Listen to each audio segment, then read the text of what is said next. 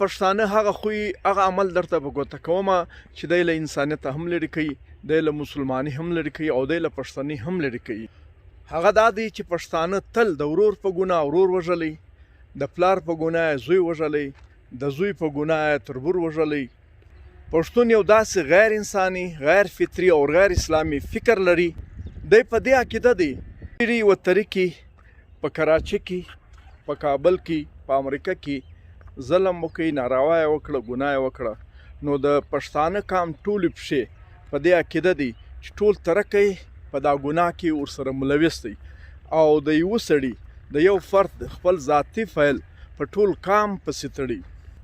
نو که چیرې په یو قوم کې، په یو پښه کې یو سړی ظلم کوي، جبر کوي، وحشت کوي، ناروا کوي، د دې عمل دا معنا نه ده چې د ټول قوم له دې سره متفق دی، صلاح یې ورکړې ده، له ده سره ملګری. د یو سړي ذاتي عمل، د یو سړي ذاتي خوی خاصیت په ټول قوم پسې تړل دا ډېر غیر انساني، غیر فطري، غیر اسلامي نظریه ته فکر دی، سوچ دی. او دغه خوی په دنیا کې خالي په پښتانه کې دغه خوی شته. نورو قومونو کې نشته، نه په یهودیانو کې شته، نه په کافرانو کې شته، نه په هندوانو کې شته. یو پښتون دغه فکر پالي، دغه بدبختي پالي. اسلام چې دی، اسلام وایي د یو سړي خپل ذاتي عمل، ذاتي کار، ذاتي ناروا وحشت د په کور، د په پلار، د په ورور پسې هېڅ تعلق نه لري. اسلام په هغه سړي پسې ګرځي، هغه سړي ته سزا ورکوي چې چا جرم کړی وي، چا ناروا کړی، ظلم یې کړی، وحشت یې کړی. پښتون چې چا ظلم کړی، ناروا یې کړی، وحشت یې کړی، هغه پرېږدي د هغه سړي اکا، ورور، تربور خپل وژني. نو که موږ چیرې د پښتانه دغه ناروا فکر، دغه ناروا نظریه په حیوانانو کې وګورو، نو حیوانان هم دې ته لیوال نه دي چې هغه دی په حیوانانو کې لا انصاف شته، هغه حیوانان هم هغه حیوان ته سزا ورکوي چې هغه جرم کړ. نو د پښتانه له دې فکره ثابت دی چې پښتون نه مسلمان دی، نه پښتون دی، نه انسان دی. دا په یو غیر انساني لار روان دی.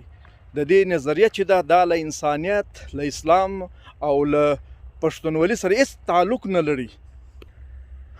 د پښتانه دویمه غلطي دا ده چې پښتون خور لور ته حق نه ورکوي په وراثت کې، د پلار په وراثت کې حق نه ورکوي. الله په قرآن کې په مبارک صورت کې خپله د وراثت تقسیم کړی دی، لیکن پښتون د الله له دې حکمه منکر دی. بل پښتون دغه یو ناروا سوچ فکر لري. پښتون تل خپله لور خور د خپلو ګټو لپاره خرڅه کړې، بد ده کړي دي او د بدو په بدله کې د خور و دښمن ته ورکړې ده، د بدو په بدله کې د لور و دښمن ته ورکړې ده. د تل دې غیرتمند پښتون دا چې ځان ته وایي زه نر یم، دې تل په خور لور ځان خلاص کړی دی، دې تل د خور لور په وجود ځان خلاص کړی دی. بل اسلام چې دی هغه هرې خور لور ته په خپله خوښه د واده کول اجازه ورکوي.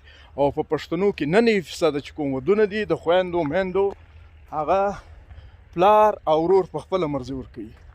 نو پښتنو ورونو، تاسې پر دا خپلو پښتو فخر مه کوئ، په خپلو پښتونولي باندې فخر مه کوئ، په خپلو بریتو فخر مه کوئ، په خپلو لنګوټو فخر مه کوئ. په تاسو کې هغه خویونه دي چې تاسو لنګوټې شرمولي، تاسو بریتونه شرمولي، تاسو ژیړې شرمولي دي. دغه غلط رواجونه، دا غلط خویونه، دا غیر انساني، غیر اسلامي خویونه له ځانه ایسته کوي.